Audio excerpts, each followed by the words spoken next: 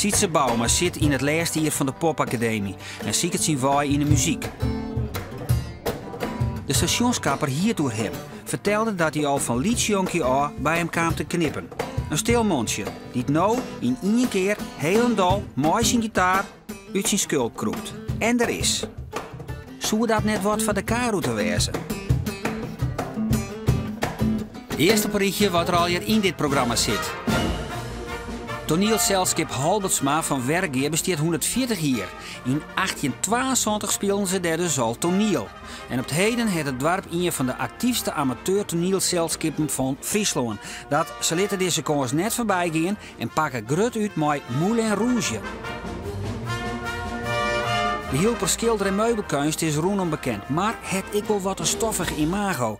Daar komt nou verandering in, want de Rotterdamse ontwerpster Christine Meinersma heeft er nieuwe meubels van maken. Het Fries Museum kocht er al werk van om.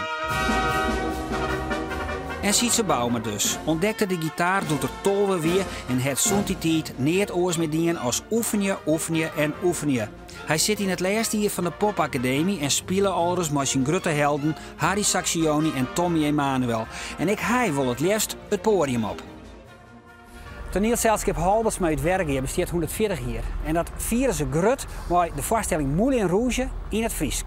Het is een remake van een film uit 2001 die maar liefst 8 Oscar-nominaties kregen. Plak van handeling is een Parijse nachtclub, zowat ooit 18e eeuw. He entered a world where fantasy is real, where he could be anything he wanted.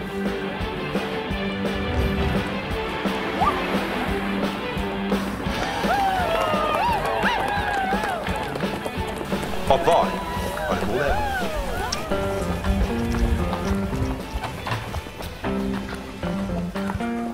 Welkom in de Moulin Rouge!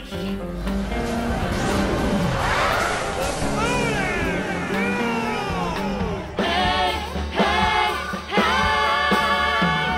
Hey, zuster, kom, zuster, ziel, zuster, viel, zuster. Hey, zuster, kom, zuster, ziel, zuster. Hij zegt, mama, laat je in de Moulin Rouge. We blinden toch haar mooie lief. Hij zei... Moulin Rouge is en een sterrenkast in de film en de hele trucendoos, qua film, wordt erin gezet. En nou zit maar een bouwd decor en het moet al je toneelmatig gebeuren. Ik had het filmscript pakt, het Engelse filmscript, en die heb ik vertaald en gelijk bewerken naar een toneelscript. Want inderdaad, in een film kerst nooit het spektakel of het inzoomen van wat een film kent, maar de camera kerst nooit het toneel krijgen. Maar doe kerst wel focus, ja, doe kerst wel sturen. Dus en sfeer vertalen en de bepaalde scènes eruit tillen of juist net. Dus daarin had ik het wel zocht om zo dicht mogelijk wel bij de film te blijven. Het verhaal gaat over Christian, een jonge schrouwer uit Londen. Die komt naar Parijs om zijn lok op te zieken. Ontmoet daar 4 bohemians. Overachtend, vrij, skint, leefde. En die bezieken een show te verkepen in de Moulin Rouge. Ze vinden een manier om hem als Engelse schrouwer naar binnen te loodsen en het verhaal eigenlijk via Louise, de ster van de Moulin Rouge, te verkepen.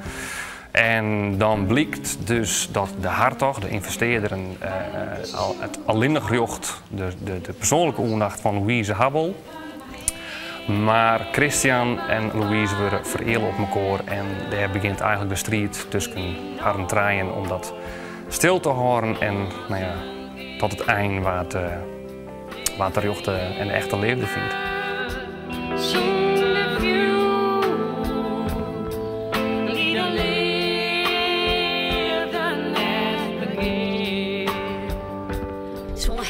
Vet verhaal, hè? Het is een vet verhaal, ja. En het is mooi, dat is de film, omdat het zo'n prachtig verhaal is, zo theatraal, zo, om er gewoon maar uit te pakken in alles, in kleding, in jacht, in decor.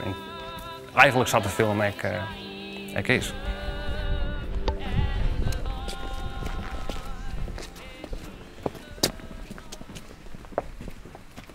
Dat kan. Dat weer natuurlijk in het begin van de 19e eeuw het toppunt van de erotiek. Inderdaad.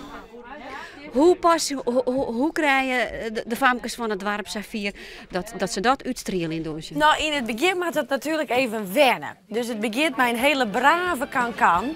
En ik beschik je ze steeds meer een beetje meer in die rol te krijgen. En we gaan heel proto lol. Dus vanuit die lol en dat plezier slagen we toch wel dat het steeds wat spannender wordt. En het wordt steeds mooier.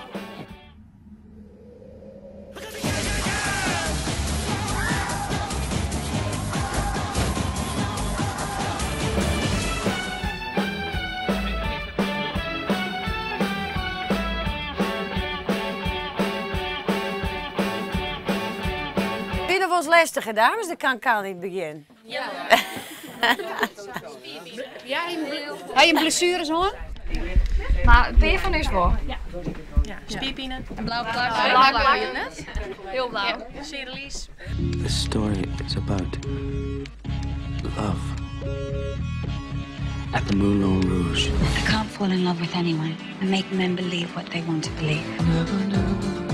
I could feel like this. Dus dit is de Friese versie van Nicole Kidman en Ewan McGregor. Ja, dat klopt. Ja, dat ben wij. Ja, dat is het. Nou, Stim heel smoek naast de koor, maar in het verhaal gaat het net zo soepel, hè?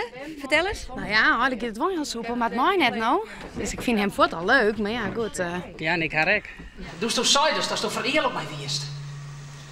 Ik vreeg mij jongen of dat... Of het echt weer? Ja? Vanzelfs net. Het viel ze echt. Christian. Ik ben een courtisane. Ik wil betellen om aan jou te laten met z'n leeuwen willen. I can't fall in love with anyone. Can't fall in love? Op die niet verhelen worden. Maar het leven zonder leefde, dat is verschrikkelijk. Nee, op straat leef je. Dat is verschrikkelijk. De leefde is zo krachtig. Het maakt het niet vrij. De leefde is een wonder. Leefde wint altijd. Alles is leefde. Oh, alsjeblieft, net hè.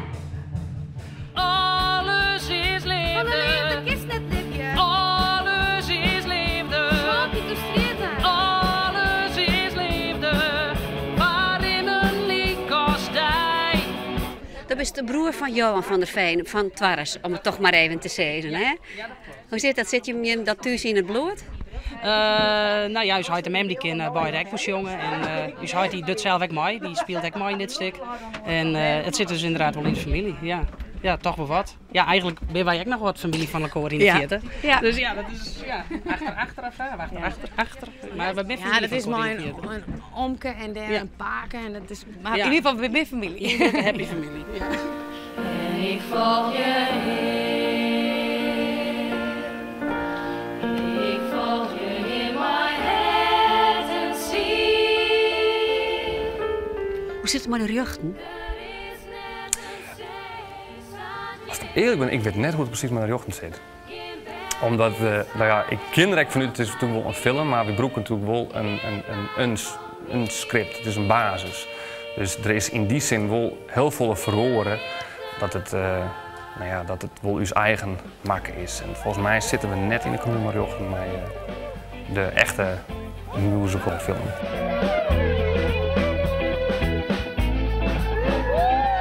De Frieske Moulin Rouge is nog te zien ontmooi Sontje Maart. En het rint als het spoor, alleen nog van de fjetje er binnen nog kaarten. De hielper schilder- en meubelkunst, die kennen we haast al hier, denk ik wel. In de 70 jaren wie het zuiver haast even een hype. Maar dat is al lang weer voorbij. Maar het kan best wezen dat er in kwatten weer een hoos ontsteert. Want de Rotterdamse ontwerper Christine Meinersma die het de jaren met de firma Roosje uithielpen, werden penaaiemeubels betocht. Net in plakvon, maar de nooist. Het Fries Museum die het al een paar jaar aangekocht.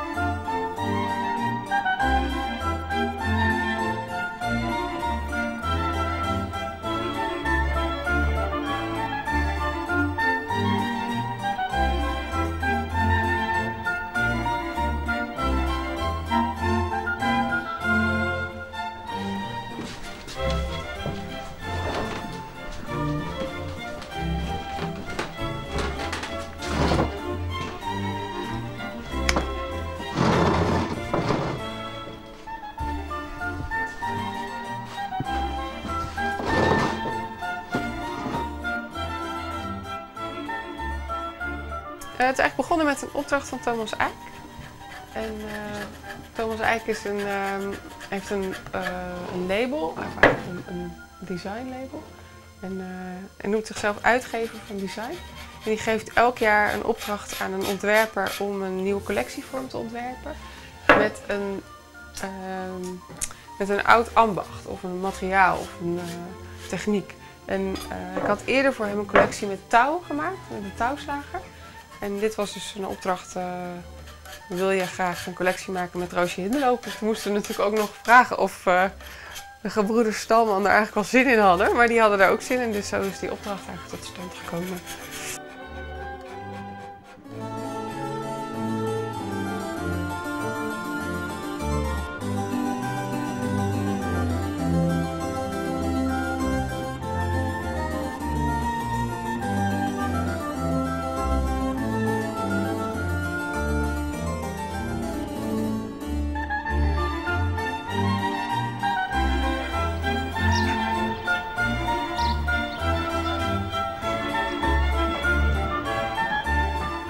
Het is begonnen in de 18e eeuw, dus rond 1700, 1710. En de hele 18e eeuw hebben er ontwikkelingen plaatsgevonden. Er zijn dus verschillende schilders geweest. En elke schilder heeft altijd zijn eigen stijl gehad. En dat op zijn eigen manier toegepast op de voorwerpen. In de 19e eeuw is er niet meer geschilderd, want toen was er geen geld meer om het te kopen. Maar toen zijn er toch nog 1 of 2 mensen mee bezig geweest, ook op hun eigen manier weer.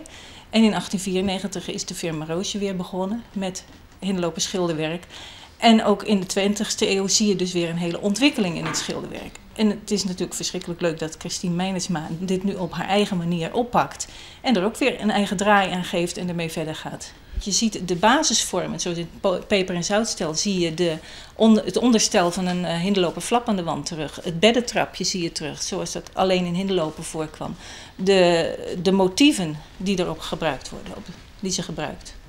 Het klopt, voor mij klopt het. Het is een eigentijdse invulling van een oud ambacht. Nou, dat is prachtig voor Sam, want je hebt hier nu de combinatie van het eik en hout met traditionele schilderwerk. En de meubels worden van eik en mekker. En nu gaan we op een andere manier met wax gaan we het schilderen. En dan zocht hier een heel krulpatroon in. Het natuurlijk prachtig uitkomt. En we van het eik en hout zich heel mooi snijden. Ja, dat is geweldig.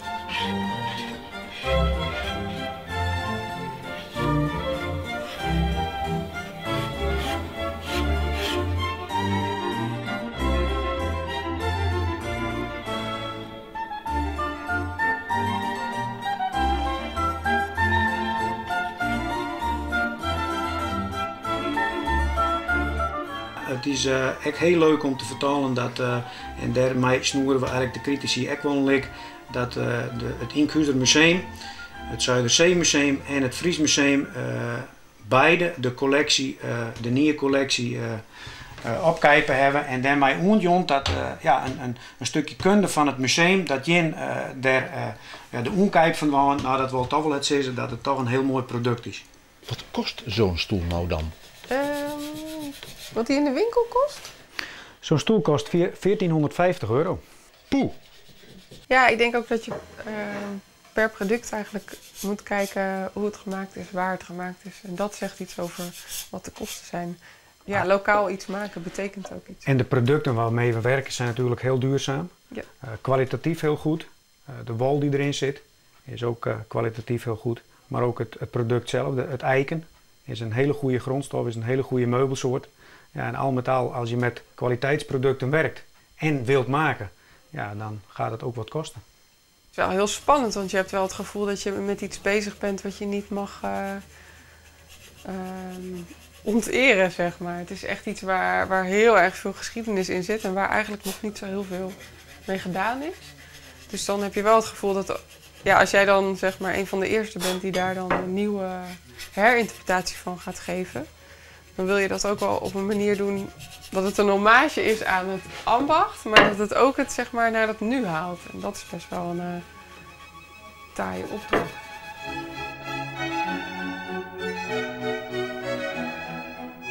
Ik ben productontwerper en ik ben in 2003 afgestudeerd aan de Design Academy in Eindhoven. En mijn afstudeerwerk Een van de 2 projecten ging over, eigenlijk over de waarde van producten. Dus ik had truien gemaakt van de wol van 1 schaap.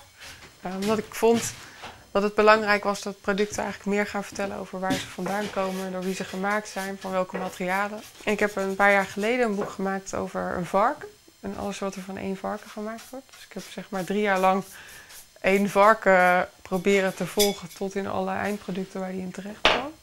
Nou, ik heb een collectie gemaakt met een touwslager in Gorssel. Dat is een heel leuk project waar ik met basismateriaal vlas garen heb laten spinnen en daar weer touw van heb laten slaan. Nou, ik denk wel dat er iets veranderd is in de afgelopen 10 jaar. Want toen ik afstudeerde met die trui van 1 schaap, toen hadden mensen meer zoiets van ja, dat het wel grappig was. Zo een schaap en een trui en leuk. Maar in de afgelopen 10 jaar is er wel echt iets veranderd. Er zijn mensen eigenlijk wel echt geïnteresseerd geworden in waar de dingen om hun heen vandaan komen. Dat zie je ook wel aan programma's als de Keuringsdienst van Waarde, die echt goed bekeken worden. En mensen ook echt, je ziet wel dat mensen daar echt interesse en ook wel behoefte aan hebben. Aan echtere dingen, zeg maar, om zich heen.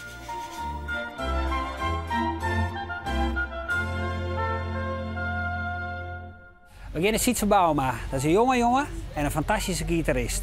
Hij groeide op hier in Ljouwt in Huzum en zit nog bij de stationskapper, want Joen heeft er een optreden in Poppodium Romein en Café Scooters. Hij is 24 jaar en komt al zijn hele leven bij stationskapper Gerard van der Meulen, die hem de artiestenverhaal wel introuwen wil. Mijn vader is muziekdocent, mijn moeder was muziekdocent. Die is denk ik 7 jaar geleden overleden. Ja, ik merk wel dat als je dan moet afvragen van hoe kom je nou aan dat talent, zeg maar. Ik denk wel dat me dat vanuit de wieg is meegegeven. Het heeft even duurt, Sietse, hè? In 1 keer was het er. Ja, wat moet ik daar nou op zeggen? Ja, zo heb ik het ervaren. Ja, dat moet je raken, hè? Het raakt mijn hart niet.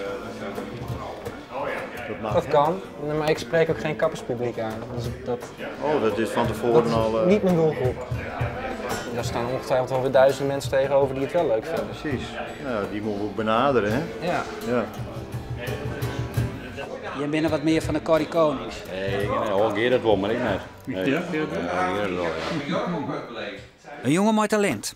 Aardig voetballen, dat koerde ik. Maar hij moest kiezen en kies voor de muziek.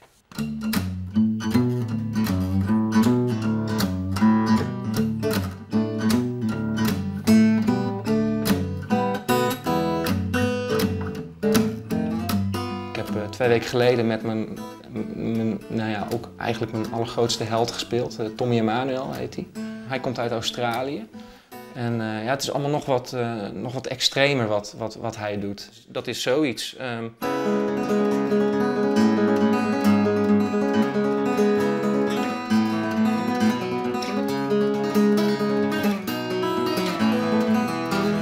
Is het te veel? Dat heb ik zelf geschreven. Ja. Dus ik speel eigenlijk met mijn vingers. Ik heb er een klein hulpmiddeltje voor, een duimplektrum. En daarmee speel ik eigenlijk de baspartijen. Dus dat zou zoiets kunnen zijn. Zie je? En met mijn vingers zijn nog vrij. Dus net als een pianist deze partij met links zou spelen, zou een pianist met rechts die melodie eroverheen spelen. Dus ik kan nu met mijn vingers onafhankelijk een melodie spelen.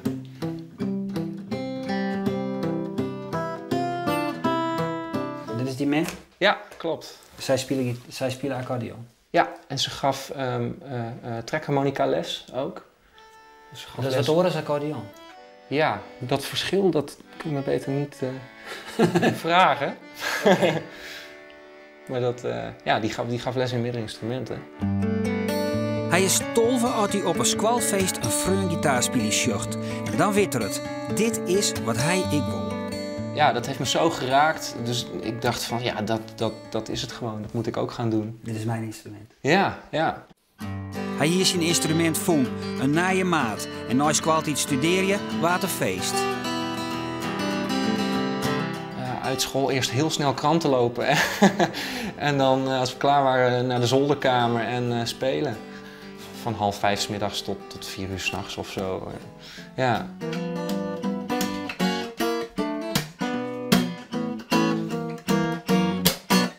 het nou het loopje West de laatste die helemaal op stikken studeert heeft? Dat is ik ben bezig geweest met een nummer van... Het is een bekend nummer trouwens. Even denken hoor.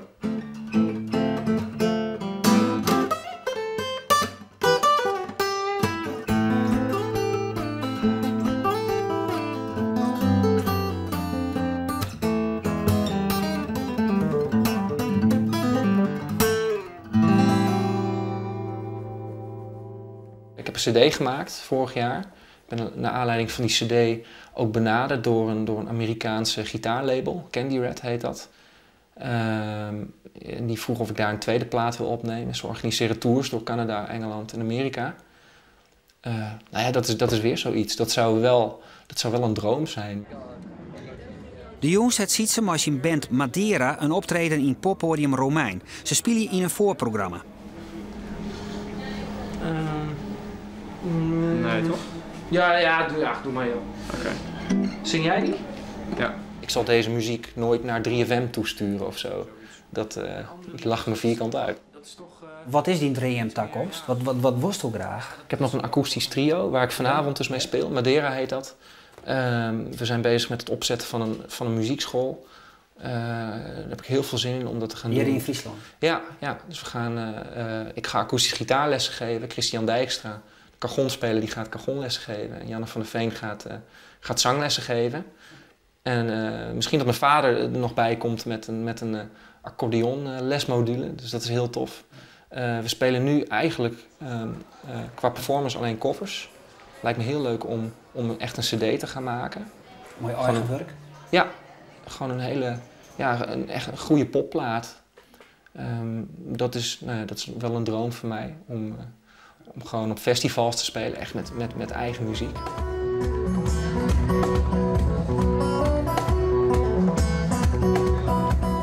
Ik denk dat iedereen die je ziet, die een groot talent heeft, als iemand die hard kan schaatsen of iemand die heel goed kan tennissen of iemand die heel goed kan zingen of iemand die heel goed kan gitaar spelen, die heeft altijd keihard gewerkt.